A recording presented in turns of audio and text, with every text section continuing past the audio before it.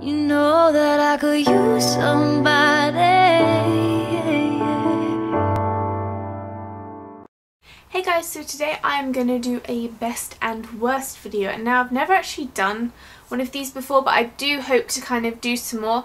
And I believe a couple of weeks ago, maybe a couple of months ago, maybe forever ago, somebody asked me to do one, I believe for Bourjois, so that's what I'm going to start with. I know Bourjois is not available in the States. I'm not sure about elsewhere. It's definitely available in Europe and UK and Japan, surprisingly, so I figured I would just start with that one because I believe someone requested it. So, starting with the worst of the worst, and these are only products I've tried, so I haven't tried the blushes, I haven't tried a lot of the eyeshadows, but you know, we'll see. There aren't too many bad products. Overall, Bourjois is a really, really good brand, though it is quite expensive for drugstore. I would say it's almost tending towards high-end. But the worst product I've ever tried from them is this, and this is the Flower Perfecting Primer thing, and it's kind of similar to the L'Oreal one in terms of, you know, the way it's meant to work. It's kind of like a gel-based primer that you apply, and it's smooth and it's in a little pot, but this is just horrible.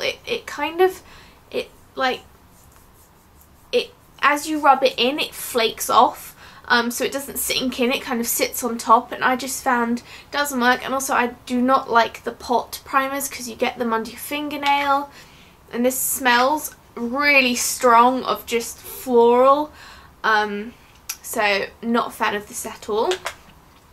Next, another thing I'm not a fan of is the smoky eye kits.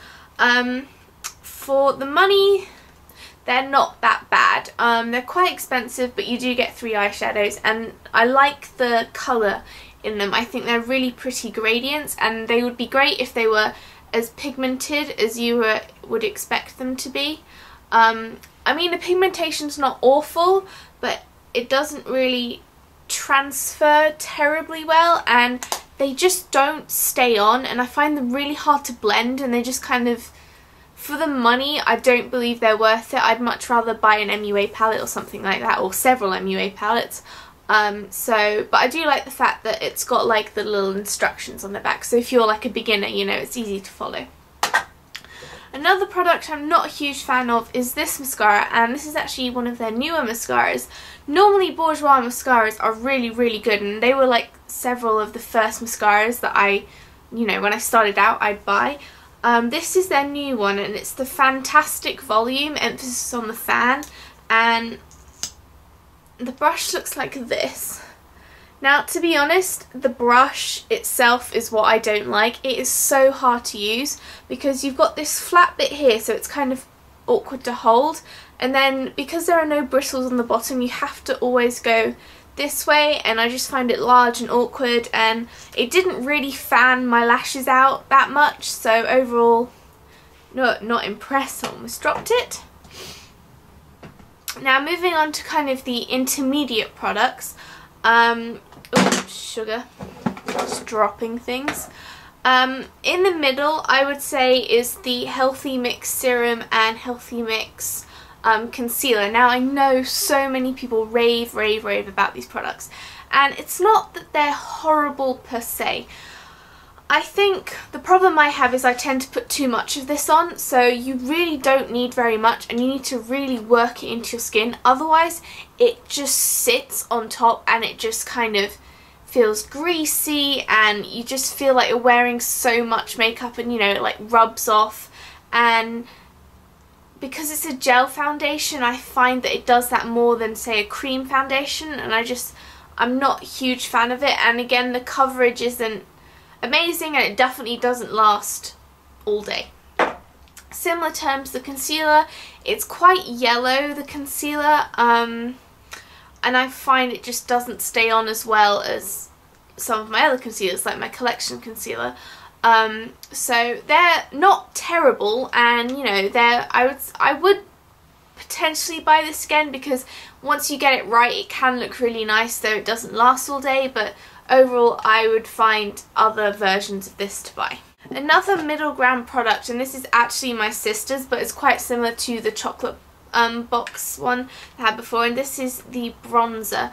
Now, first of all, this, like, really, but as you can see, it's quite, I don't know if it's picking up on camera, but there's quite a lot of glitter in there, and this does tend towards the orangey side of bronzer, so if you use it right, it can look really pretty, but if you don't, you can look like an Oompa Loompa. So, but a big plus point is the fact that the mirror swivels around, and so you can use this as like a little, you know, compact doobly whatnot. Okay, moving on to the more positive side of things. So, mascaras. These two I really like. This one in particular, I talked about this in my favourites, and it's the Volume Glamour Max Mascara. First of all, check out how ginormous that brush is. This does wonders for your lashes. It makes them so big. Other mascaras by them I really like, but I don't have currently, is the I think it's called the Clubbing Mascara. That is a great mascara. And the Liner Mascara. That has actually quite like a comby brush, a bit similar to the fan one, but I just find that it really kind of defines your eyes, so I really like that. And then there's also this one, which is the Queen Attitude Mascara Volume, and this has a slightly different style brush. It's kind of got smaller bristles intertwined with bigger bristles, and there aren't as many bristles, but I do find it picks up all the lashes nicely.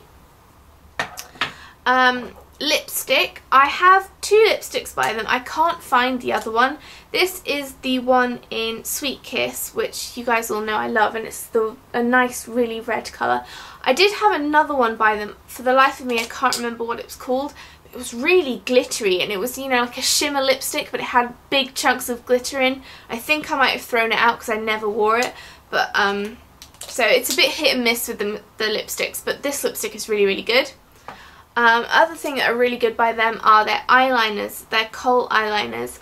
I would put these on par kind of with the Urban Decay ones. Their staying power isn't quite as good, but you know, it's nice and pigmented, and for a kohl liner it does stay on remarkably well, though I do find it kind of tugs at the eyes a little bit, so it might be one you want to kind of just, you know, make sure it's nice and warmed up on the back of your hand before you start applying it. Now, one thing I do love by them is their single eyeshadows. This is one of their light one, and it's light number 3, and this is absolutely beautiful. It is so, like, it's almost like holographic in the way it changes colour. I just find it so nice to put on top of your lid, kind of just as like an, you know, a nice accent colour. So yeah, that was my Bourjois hit and miss.